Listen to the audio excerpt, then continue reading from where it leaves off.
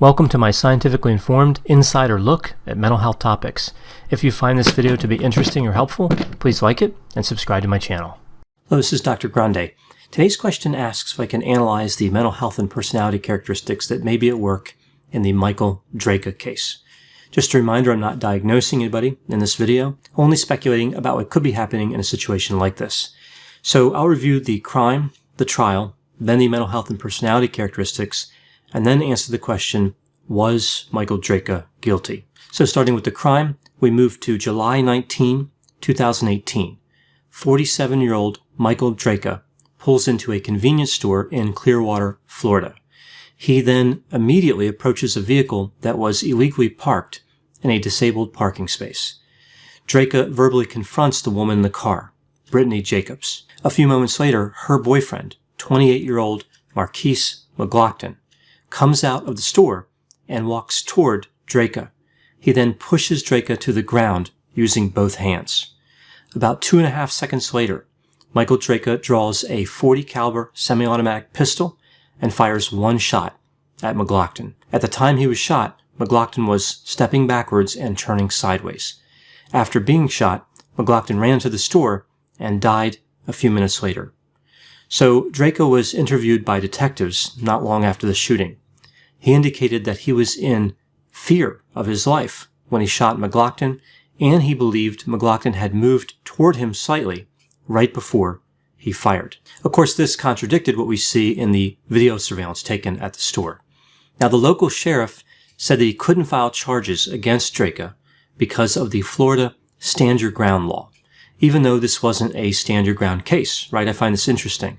The Stand Your Ground law says that there is no duty to retreat as long as someone is in a place they are legally permitted to be and they are not committing a crime. So it's really about retreating, and whether Drejka could retreat or not was never an issue.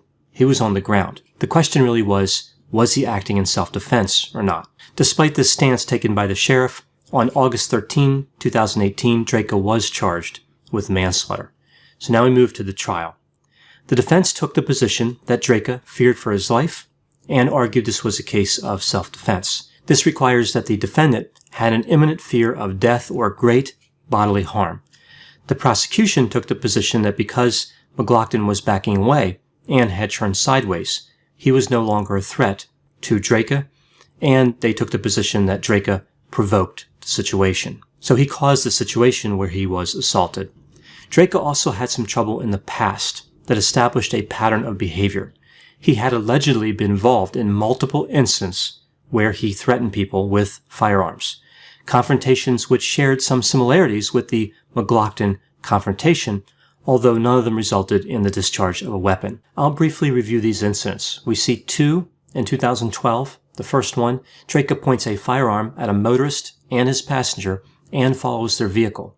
When the police questioned Drejka, he said the motorist had cut him off. He denied drawing his weapon.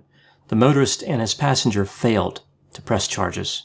The second incident in 2012, Drejka threatened a motorist and her 3 passengers with a gun after the motorist was allegedly driving too slow in a school zone. The victims left without filing charges. 2013, Drejka slammed on his brakes, causing the vehicle behind him to hit his vehicle. He did this because he felt the other motorist almost collided with him a few moments before that.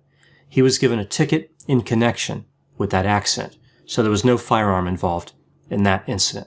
2018, at the same place where Drejka shot McLaughlin, Drejka confronts a truck driver who parked illegally in a disabled parking space. Drejka threatened to shoot him, and Drejka called the company that owned the truck and essentially told them that their driver was lucky that Drejka did not shoot him. We see that Drejka was convicted on August 23, 2019, and in October of that same year, he was sentenced to 20 years in prison. Now moving to the mental health and personality characteristics that may have been at work in this case. So this is a tragic case. This was avoidable in so many ways. It seems like everyone in the situation acted in a way which was unhelpful. No one exercised any common sense. It doesn't seem like anyone really tried to avoid confrontation. Going back to those prior incidents that involved a gun, we see that people threatened by Drejka did not file charges. I don't know if they just felt they couldn't be bothered, perhaps they were scared, or maybe they had some other reason, but either way, their behavior did not hold Drejka accountable. The day of the shooting, we see Brittany Jacobs parks illegally. The video surveillance recording clearly indicated that other spaces were available, yet she says she was blocked by other vehicles.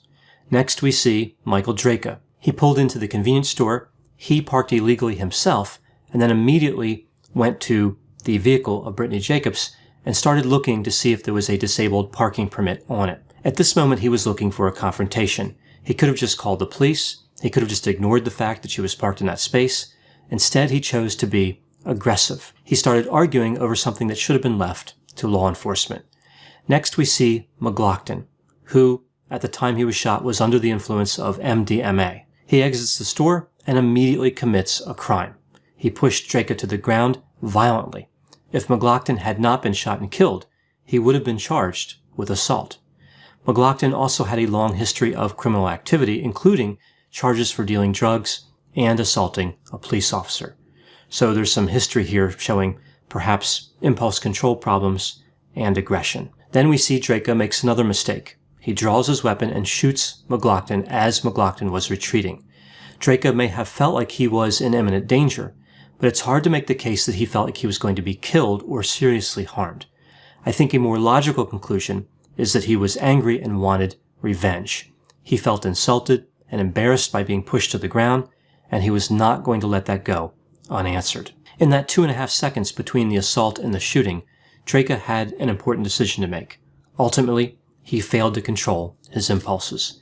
In addition to impulsivity, his behaviors are consistent with somebody who is irritable, aggressive, excitement-seeking, disagreeable, and has a sense of entitlement. He believed that he had the authority to enforce parking regulations with deadly force, if need be. Nobody was going to disrespect him. So in this situation, we see less than intelligent thinking by pretty much all the players. So this brings me to the next question. Was Michael Drejka guilty of manslaughter? As I indicated, I think that he was. I believe this because he introduced deadly force after provoking a confrontation, and he did so when he was not under the threat of death or serious bodily harm. Now, this case is controversial. We see strong opinions in both directions here. I think the difficulty that some people have with his conviction is that they feel that what matters here is what happens in the moment. And in the moment, when he pulled the trigger, he was on the ground after having been assaulted. In one way, I find this interesting because before he was charged, a number of people felt like his behavior was not appropriate, but they looked at the fact that he was not charged and said, okay, perhaps it was self-defense. After he was charged, we see the same people saying, oh, I knew he was guilty of murder the whole time along. This is indicative of how sometimes beliefs follow what the criminal justice system does. If somebody's charged with a crime, people start to believe the person was guilty of the crime, independent of how they felt before the charges. We see this in a number of cases. Now, as I said, I think that Drejka was guilty, but we've also seen the same bias occur when there are cases with innocent defendants. The argument in this case brings up some interesting questions. Drejka indicated that he was dazed, albeit mildly, from the assault. Shouldn't that have helped his case? Perception here is what's important. Did he perceive himself as being in danger? Well, this is a point the defense made, but it really didn't seem to help him. I don't know if anybody really believed he was, in fact, dazed. The next question, was his history of doing similar behavior really relevant? I think it was relevant because it shows that he was the aggressor initially. He was looking for trouble.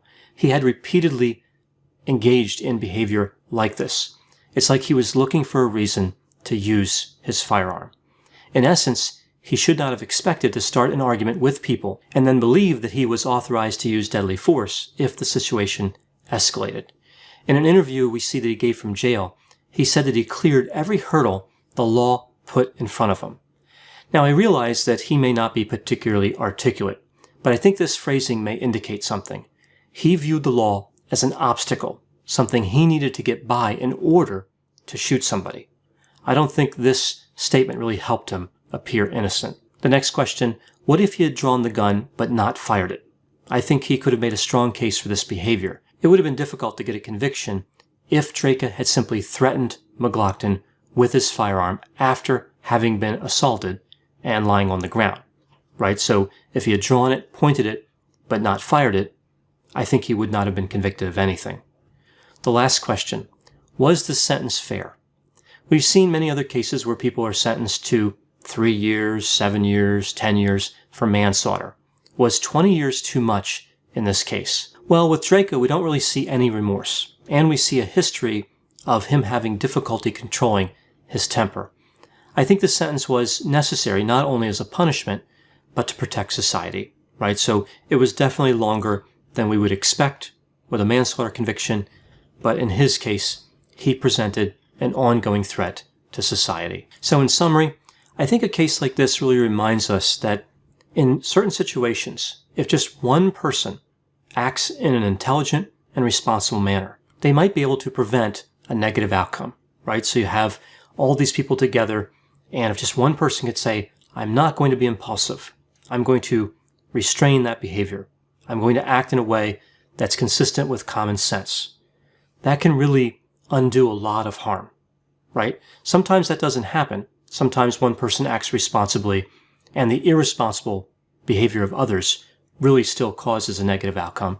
But this is a situation where it would have only taken one person acting in a responsible manner, right? So this terrible outcome occurs because nobody could really get it together, and we have this extremely dangerous person in Drejka who is willing to escalate the situation to a deadly level. I think this goes back to what I've said in prior videos about impulsivity and, to some extent, what I've said about aggression. These characteristics are just not helpful in almost any situation, right? There are times when people may have to be aggressive, but it's hard to imagine a time when impulsivity is good. And if impulsivity is combined with aggression, it just results in these terrible outcomes. So when we look at all the different mental health symptoms, all these different disorders that have various symptoms, impulsivity is really one of the worst. And if it's there together with aggression, it's something that's just highly predictive of an unfortunate outcome for everybody. I know whenever I talk about controversial cases, there will be a variety of opinions. Please put any opinions and thoughts in the comment section. They always generate an interesting dialogue. As always, I hope you found my analysis of this topic to be interesting. Thanks for watching.